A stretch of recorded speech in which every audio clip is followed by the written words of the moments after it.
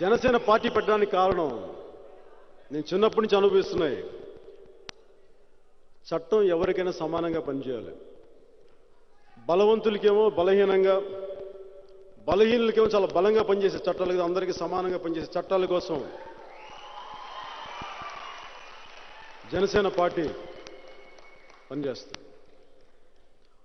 అలాగే ఎలాంటి black market వ్యవస్థ ఉన్నా కానీ దాన్ని స్టెప్ బై స్టెప్ సమూలంగా నిర్మూలిస్తాం. నిజంగా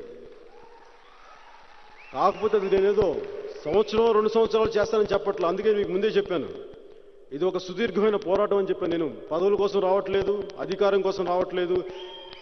ఈ ఎన్నికల్లో పోటీ చేయడానికి కూడా నాకు తెలియదు నిజంగా. అలాగే వాతావరణ కాలుష్యం మీద గాంధీ గారు చెప్పినట్టుగా ఆ స్త్రీ ఒంటరిగా వెళ్తే అదే నిజమైన స్వాతంత్ర్యం అని, అర్ధరాత్రి పూట కూడా నడవగలిగితే, నేను అది ప్రామిస్ చేయలేను. కానీ పట్టపగలు కనీసం వాళ్ళు క్షేమంగా బయట నుంచి ఇంటికి వెళ్ళి క్షేమంగా తిరిగి వచ్చే సమాజాన్ని మటుకు స్థాపిస్తాం. అలాగే ప్రాథమిక ఆసుపత్రులు వైద్యం అంటే కార్పొరేట్ వైద్యం కాదు. ఎవరైనా వెళ్ళి అందుబాటైన వైద్యం చేయించుకోవాలంటే మన ప్రభుత్వ ఆసుపత్రుల్ని మెరుగుపరిచే విధంగా చేస్తాను. నాయకులు అంటే ఇప్పుడు మన కాంగ్రెస్ నాయకులు ఎందరంటే మన రాహుల్ గాంధీ గారు ఒకటి చూస్తామన్నా, శాంతసం కాదు యువత అంట. యువత అంటే ఎవరు? కాంగ్రెస్ ఎంపీల పిల్లలు, వాళ్ళ మేనల్లుళ్ళు, వాళ్ళ బంధువులు, మళ్ళీ వాళ్ళే. ఎప్పుడు మీరే. అరే మా అన్నయ్య గారు ప్రజారాజ్యం పార్టీ పెడితే నేనే పోటీ చేయలేదు, కావాలని అసహ్యంగా ఉంటుందని, నా కోరిక లేదు. ఇంకా అలాంటిది మీరు ఎంతసేపు వాళ్ళు మనోడు, ఆ ఎంపీ కొడుకు, ఆ ఎంపీ మేనల్డు, మీరు రండి వీళ్ళందరినీ కూర్చోబెట్టి అందరూ ఇలా కూర్చోబెట్టి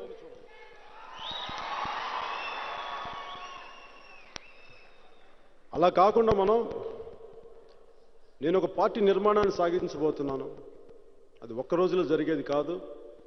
వచ్చే 2 సంవత్సరాల్లో నాకు ఈ రోజున పార్టీ బిల్డింగ్ కూడా లేదు. ఉన్న డబ్బులన్నీ అయిపోయింది, మొత్తం పార్టీ పెడిసింది.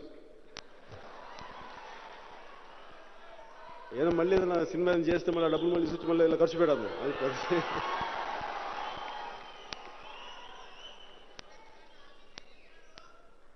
కాకపోతే నేను ప్రయత్నించేది మోరల్, నైతికంగా బలంగా ఉండే నాయకులు, యువ నాయకులు, అలాగే బాధ్యత వహించగలిగే యువ నాయకుల కోసం నేను వెతుకుతున్నాను.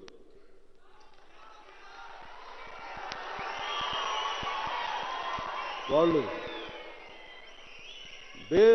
జనసేన ఐడియాలజీ కులానికి మతానికి అతీతమైనది, ప్రాంతాలకు అతీతమైనది. దేశాన్ని దృష్టిలో పెట్టుకొని దేశ శ్రేయస్సుని, దేశ సమగ్రతని దృష్టిలో పెట్టుకున్న ఎవరైనా సరే పార్టీలోకి, జనసేన పార్టీలోకి మిమ్మల్ని అందరినీ మనస్ఫూర్తిగా మిమ్మల్ని ఆహ్వానిస్తున్నాను.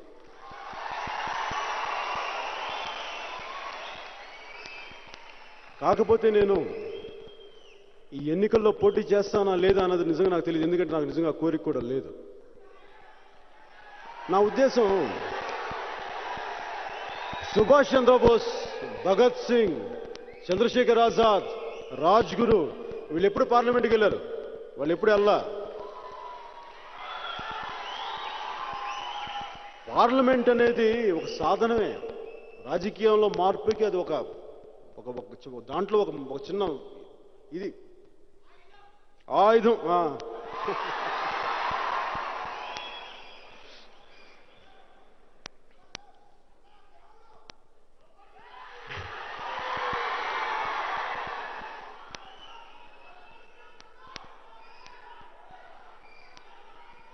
ఈ రోజు నుంచి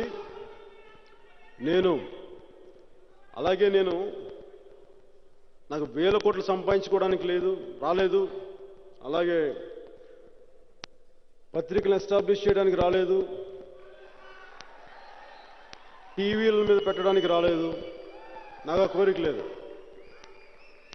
నాకు కావాల్సిందల్లా, నాకు ఎవరితో శత్రుత్వం లేదు.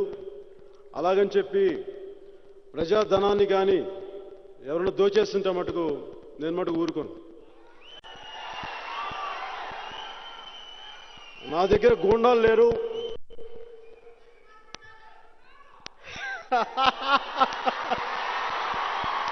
మీరున్నారు చాలు. సైద్ధాంతిక బలం ఉన్న మీరున్నారు, నాకు అది చాలు. 100 మంది గుండాల కంటే సైద్ధాంతిక బలం ఉన్న ఒక్కడు చాలు. సైద్ధాంతిక బలం ఉన్న ఒక్కడి చిటికినేలు చాలు. నేను ఎందుకు ఇప్పుడు అందరికీ అనిపించవచ్చు నేను ఎందుకు ఇప్పుడు రాజకీయాల్లోకి వచ్చానని. దానికి కారణం 2 ప్రాంతాలుగా విడిపోయినాయి. ఇప్పుడు చాలా మంది గద్దలు రాబందులు అన్నీ తిరుగుతున్నాయి. ఇక్కడ స్థలం బాగుంది, వేసి జాగా పడ్డాయి, అక్కడ వేసే మళ్ళీ అసమానతలు వస్తాయి. కాంగ్రెస్ అంటే మన మనస్ఫూర్తిగా మీతో పంచుకునేది ఏంటంటే, జాతి విద్వేషాలు వస్తే దేశ సమగ్రతకు మంచిది కాదు. ఎందుకంటే ఎప్పుడు కూడా ఈ వైషమ్యాలు ఎప్పుడు వస్తాయంటే, ఒక్కడికి అన్నీ కావాలని కోరుకోవటం వల్ల ఈ వైషమ్యాలు వస్తాయి. అన్నీ నాకే, భూమి నాకే, డబ్బులు నాకే, మొత్తం సంపద నాకు, అన్నీ నాకే నాకే అంటే ఆఖరికి మనిషికి కావాల్సింది పడుకోవడం. వాడు చనిపోయిన తర్వాత 6 అడుగులు గొయ్యే మిగులుద్ది, డబ్బులు మిగలవు, 1000 కోట్లు మిగలవు. వాళ్ళు తెలుసుకోరే, మనం ఎలా చెప్తాం, వాళ్ళ అనుభవం ద్వారా తెలుసుకోవాలి. నేను ఆమ్ ఆద్మీ పార్టీ లాగా ఏదో పార్టీ పెట్టేసి ఆ భావావేశంతో మాట్లాడేసి వచ్చేసి మొత్తం అసెంబ్లీకి వెళ్ళి కూర్చొని మళ్ళీ కాదేవి బయటకు వచ్చి అసలే అస్తవ్యస్తం అయిపోయిన మన 2 రాష్ట్రాలని నేను మరింతగా గొడవలు పెట్టడానికి నేను రావట్లేదు. సుస్థిరత కోసం వస్తున్నాను, సోషల్ రెస్పాన్సిబిలిటీ మీద వస్తున్నాను తప్ప. పోటీ చేస్తాం, అది ఎప్పుడు ఇప్పుడా, కొన్ని సంవత్సరాల తర్వాత, లేదంటే ఒక 2 నెలలు ఇంకొంతకాలం తర్వాత అనేది నాకు నేను రెడీగా లేను. ఎందుకంటే నిర్మాణంలో ఉంది నా పార్టీ. మన పార్టీ నిర్మాణం చేసుకొని నాకు, ఎందుకంటే నేను చాలా కొద్ది మందితో స్టార్ట్ చేశాను. నా దగ్గర ఉన్న పక్కన వాళ్ళు ఎవరు కూడా అటు నుంచి ఇటు దూకే వాళ్ళు ఎవరు పెట్టను నేను నా పార్టీలో చెప్తున్నా.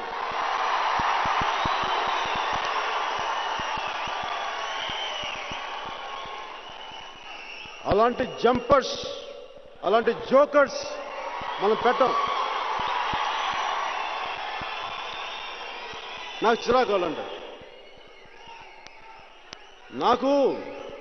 నాకు టీఆర్ఎస్ నాయకుల మీద, ప్రతి ఒక్కరి మీద నాకు గౌరవం. ఎందుకంటే ఒక సిద్ధాంతాన్ని కట్టుబడి ఉంటే వాళ్ళు చివరి దాకా దాని దాకా ఉన్నారు. వాళ్ళకి నా సలాం. కానీ కాంగ్రెస్ నాయకుల మీద నాకు లేదు. ఎందుకంటే వాళ్ళు రాజశేఖర రెడ్డి గారు ఉన్నప్పుడు ఒక వాదం, ఆయన వెళ్ళిపోయిన తర్వాత పాపం ఆయన ఆత్మ శాంతి చేకూరాలి.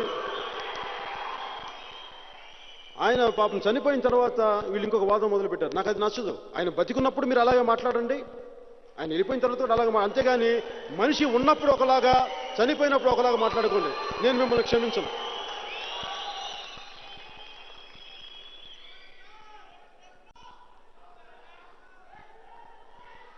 అలాగే నేను ఇప్పుడు వెంటనే ఇంకొద్ది రోజుల తర్వాత నేను అందరినీ కలుస్తాను, మిమ్మల్ని అందరినీ ఊరుకు వచ్చి కలుస్తాను. కానీ ప్రస్తుతం నా మనసంతా ఈ వచ్చే ఎన్నికల మీద 2 ప్రాంతాలకి సుస్థిరత ఎలా సాధించాలి, ఎలా చేస్తే, ఎలా నేను ఈ ఎన్నికల్లో నేను ఎలాంటి పార్ట్ తీసుకుంటే సుస్థిరతమైన ప్రభుత్వాలు వస్తాయి, సామాన్య ప్రజలకి ఎలా నేను నిలబడాలి, ఎన్నికల్లో పాల్గొనకపోయినా ఎలా ఉండాలి అనేది మటుకు నేను ఆలోచిస్తున్నాను. ఏదైనా సరే కాంగ్రెస్ పార్టీకి తప్ప నేను ఏ పార్టీతోనైనా సరే చేతులు కలపడానికి నేను సిద్ధంగా ఉన్నాను.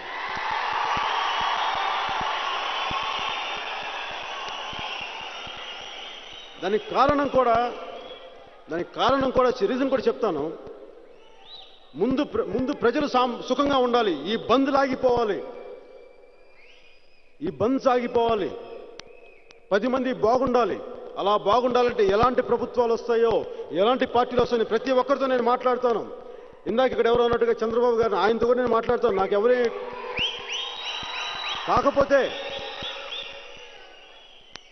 నాకు కొన్ని ఖచ్చితమైన కొన్ని ఉన్నాయి, నిర్దిష్టమైనవి, సిద్ధాంతాలు కాదు, ప్రజలకు ఉపయోగపడే ఎలాంటి అవసరం అవుతాయో అవన్నీ పెట్టిన తర్వాతే, ప్రతి ఒక్కరితో నేను సంప్రదింపులు జరిపిన తర్వాతే జనసేన పార్టీ మీ అందరి ఆశీస్సులతోటి, మీ అందరి అభిమానంతో నేను ప్రతి ఒక్కరిని కలిసి తదుపరి ఏమేం చేస్తాను, తర్వాత ఏమేం చేస్తానని మీ అందరికీ తెలియజేసుకుంటాను.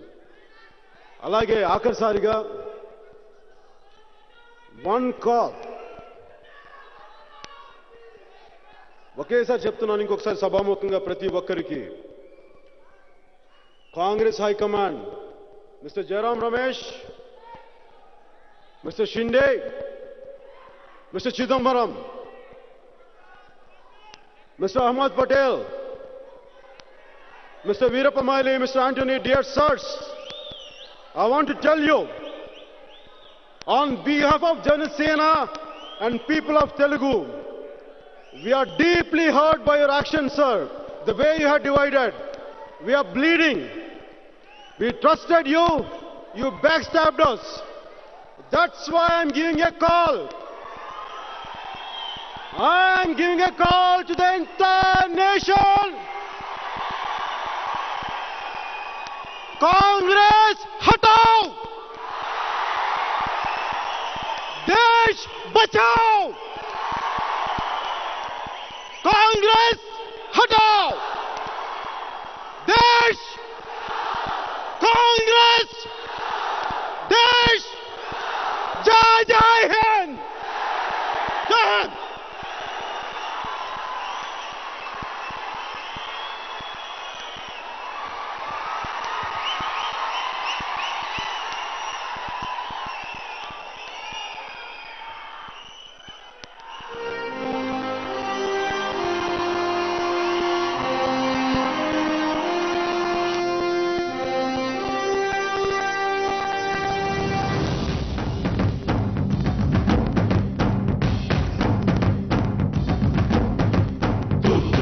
ఎరుపెక్కి మార్పు కొరకు తల ఎత్తి ప్రశ్నించే హక్కే ఈ జనసేన.